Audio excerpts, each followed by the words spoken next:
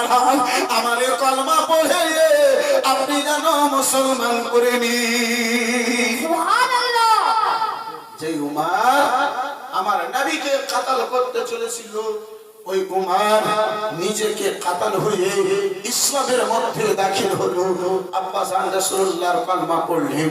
উমরে ফারুক আযম রাদিয়াল্লাহু তাআলা আনহু 40 নম্বর সাহাবী।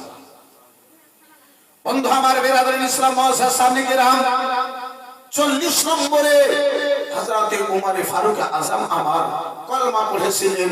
এই বাবা জীবন ভাইরা আমার, এই বেরাদার মুসলমান, উমরে ফারুক আযম কলমা পড়ার পরে বলছেন, ইয়া রাসূলুল্লাহ, একটি কথা জিজ্ঞাসা করব ইয়া রাসূলুল্লাহ।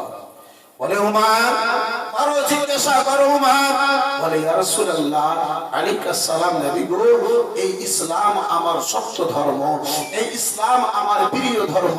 বলে হ্যাঁ হ্যাঁ উমর, এই ইসলাম শক্ত ধর্ম রয়েছে।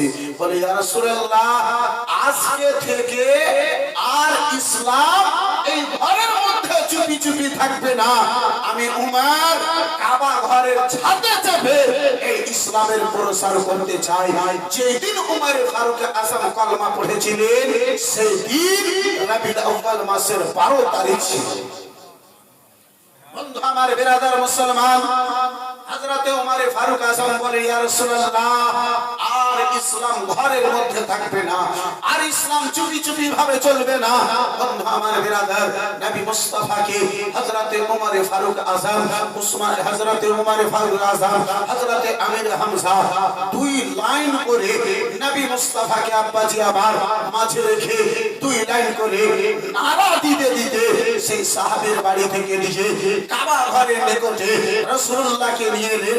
কাবা ঘরের উপরে ছাদে চেপে হযরতে উমর ফারুক আযম এলান করেছিলেন, প্রচার করেছিলেন, হে মক্কা নগরের লোকেরা, কান খুলে শুনে নাও, আর ইসলাম ঘরের মধ্যে থাকবে না। আজকে থেকে ইসলাম প্রকাশ্যভাবে প্রসার হবে, ইসলামের বাণী ঘরে ঘরে ছড়াবে। মক্কার কাফির গোনেরা যখন দেখলো যেই উমর গিয়েছিল কলমা পড়ার জন্য, যেই উমর গিয়েছিল নবীকে কাতাল করার জন্য, যেই উমর গিয়েছিল মুস্তাফার নামকে মিটাবার জন্য, সেই উমর আজকে কলমা পড়েছে। মক্কার কাফির গোনেরা আব্বাসী আমার হাজির হইলে, এই বন্ধু আমার বিরাদার, হযরতে উমর ফারুক আযমকে এত মেরেছিল, এত মেরেছিল যে হযরতে উমর ফারুক আযমের সারা শরীর রক্তে লালে লাল হয়ে গিয়েছিল। আমার নবী বলেন, উমর, এই ইসলামের প্রসার, এই ইসলামের এলানখানা এই মতো করিও না। হযরতে উমর ফারুক আযম বলেন, ইয়া রাসূলুল্লাহ, কাফির বোনেরা যতই আমারে মারে, আপনার কলমা পড়তে ততই আমারে ভালো লাগে।